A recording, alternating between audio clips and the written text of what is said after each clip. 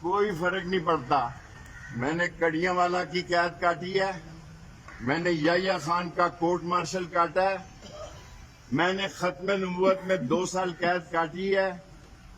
میں اللہ مجھے ہمت دے, اللہ کی ہمت کے بغیر کچھ نہیں ہوتا. 70 سال کی عمر میں بھی انشاءاللہ کسی نوجوان سے بھی زیادہ چٹان کی طرح ان چوروں کی حکومت ختم کروں گا. انشاءاللہ فروری میں دیکھیں گے, ورنہ مارچ اپریل ان کی وہ غریب لوگ ٹھکائی کریں گے کہ ان کو پاکستان سے بھاگنے کی فرصت نہیں ملے گی.